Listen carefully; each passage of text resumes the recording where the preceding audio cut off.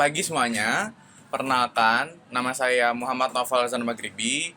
Saya di sini sebagai perwakilan dari kelompok 9 kelas PDB A27.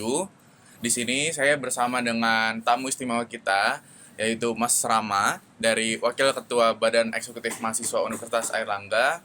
Sebelum kita mulai podcast kali ini, kita bisa ngobrol-ngobrol dulu nih, Kak. Kakak ini dari mana? Kakak dari fakultas mana gitu, Kak? Oke.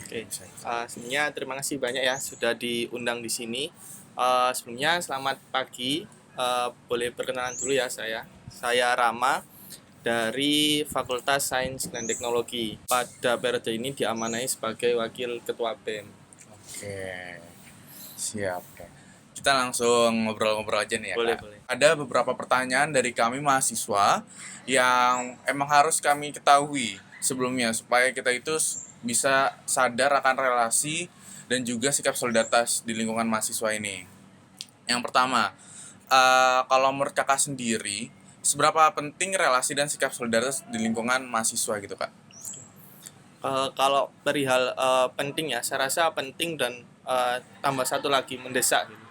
Jadi selain relasi dan solidaritas itu important, tapi juga urgent gitu. Mendesak berarti harus, tidak boleh tidak. Kenapa? Karena pertama perihal soal relasi. Relasi ini nanti yang akan memudahkan teman-teman. Karena relasi atau mungkin saya menyebutnya sebagai akses itu hal yang sangat mahal gitu. Bahkan teman-teman ketika punya banyak relasi itu menandakan ya bagaimana kepribadian teman-teman, kader teman-teman itu tercermin di sana, termasuk karakter teman-teman. Kemudian perihal solidaritas, ketika teman-teman maba ini masuk di Universitas Airlangga, pasti waktu PKKMB dapat materi namanya Jiwa Korsa, Iya. Nah, Jiwa Korsa ini kadang salah dipahami oleh beberapa pihak. Jiwa Korsa itu ya rasa solidaritas tapi tidak membabi buta. Contohnya sikap kecintaan berlebihan terhadap perguruan pencak silat gitu. Akhirnya sabung dalam turnamen perlombaan salah satunya kalah karena merasa perguruannya kalah, tidak terima, akhirnya tawuran. Kemudian jiwa korsa atau solidaritas yang salah itu apalagi misalkan contek mencontek ketika ujian, itu bentuk solidaritas yang salah dipahami, termasuk tawuran. Itu kan sebenarnya dia punya jiwa korsa yang tinggi, tapi tidak seperti itu rasa solidaritas yang harus dimiliki oleh teman-teman mahasiswa. Bentuk solidaritasnya apa? Yaitu saling peduli dengan temannya. Ketika ada temannya yang kurang paham soal materi kuliah, diajarin, bukan dicontekin ya, diajarin sebelum ujian. Ketika ada temannya yang susah, dibantu. Nah, itu bentuk solidaritas yang harus dimiliki oleh teman-teman mahasiswa. Kalau menurut kakak, hubungan relasi dan sikap solidaritas di Universitas Airlangga ini sebagai salah satu cara untuk mewujudkan UNER yang hebat. Untuk mewujudkan UNER hebat maupun untuk mengimplementasikan mutu dari Universitas Airlangga sendiri, pertama perlu memperluas relasi dengan pertama aktif di organisasi kemahasiswaan, bisa himpunan mahasiswa, bisa BSO, bisa BEM fakultas. Ada ratusan organisasi mahasiswa di Universitas Airlangga. Kita sama-sama sebagai mahasiswa UNER, siapa yang punya aksesnya di sana, punya relasi di sana, nah diberikan ke teman-teman yang belum punya, seperti itu. Kan tidak punya akses dalam ranah keilmuan, yang punya teman saya minta tolong saya disambungkan ke dosen ini, saya ingin ikut penelitian di bidang ini, karena saya rasa saya belum punya tulisan atau publikasi jurnal di bidang ekologi misalkan. Nah, teman saya yang akan mencarikan relasinya. Mungkin seperti itu sih kurang lebih. Oke. Wah, sangat mendetail ya tadi jawabannya. Lalu ada pertanyaan terakhir mungkin dari kelompok kami kepada kakak, yaitu bagaimana cara mempertahankan relasi dan sikap solidaritas di lingkungan mahasiswa itu sendiri. Tadi kan udah dijelasin dari seperti manfaat dari relasi dan sikap solidaritas dan lain-lain. Terus gimana sih cara kita biar menjaga relasi dan sikap solidaritas tersebut, Kak? Nah, untuk menjaga relasi, pertama teman-teman tentu harus memperhatikan keharmonisan hubungan dengan relasi kalian. Kemudian yang kedua, untuk menjaga relasi sendiri, teman-teman bisa dengan upgrade upgrade esensi dari kalian membangun relasi. Misalkan kalau kalian berteman itu atau membantu teman hanya sekedar ya ini temanku saya bantu. Nah, mungkin perlu kalian upgrade lagi, bukan hanya sekedar kalian membantu karena sekedar kenal.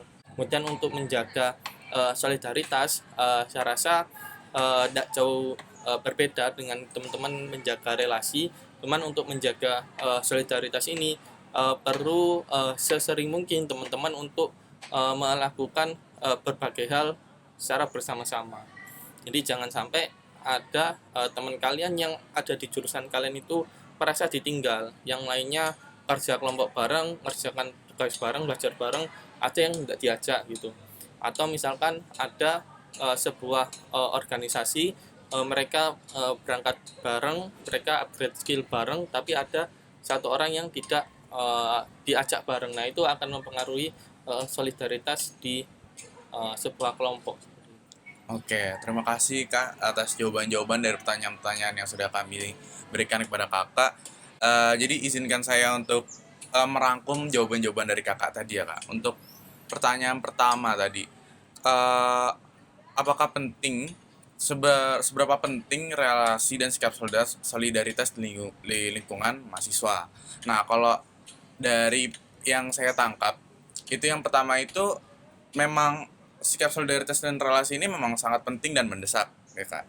Karena kalau kita lihat kepribadian orang itu bisa dilihat dari relasinya, seberapa besar relasinya, bagaimana lingkup pertemanannya, dan juga untuk solidaritas ini memang kita itu butuh karena sebagai mahasiswa atau sebagai manusia secara umum kita memang harus peduli sesama dengan teman, dengan lingkungan sekitar seperti itu Kak. Jadi memang solidaritas dan eh, relasi ini memang sangat penting dan mendesak di sekarang ini. Lalu untuk pertanyaan kedua, apakah hubungan dari relasi dan sikap solidaritas di Universitas Airlangga sebagai salah satu cara untuk mewujudkan UNER yang hebat? Nah, kalau dari yang saya tangkap tadi, yang pertama itu kakak menjelaskan tentang bagaimana cara-cara untuk membangun relasi dan sikap solidaritas ini kak. Seperti tadi kakak memberikan contoh kalau kakak sendiri membangun relasi itu dengan mengikuti ormawa yang di universitas langsung seperti badan eksekutif mahasiswa. Nah untuk pertanyaan ketiga tadi, bagaimana cara mempertahankan relasi dan sikap solidaritas di lingkungan mahasiswa? Nah, jadi kalau kakak sendiri tadi menjelaskan kalau untuk menjaga relasi itu kita bisa upgrade. Pertama kita bisa upgrade diri sendiri, lalu kita upgrade lingkungan kita. Jadi kita itu harus mengenal lebih banyak orang. Kita juga harus membantu dan memiliki rasa peduli yang besar terhadap sesama. Jadi memang relasi dan sikap solidaritas ini memang mempunyai hubungan yang sangat erat ya Kak, tidak bisa dipisahkan seperti itu Kak. Nah, untuk menjaga solidaritas itu bisa melakukan hal bersama-sama seperti kalau di Indonesia sendiri kita kan punya budaya yang namanya gotong royong Kak. Nah, jadi kita itu bisa mengerjakan semuanya bersama-sama untuk mencapai tujuan yang sama.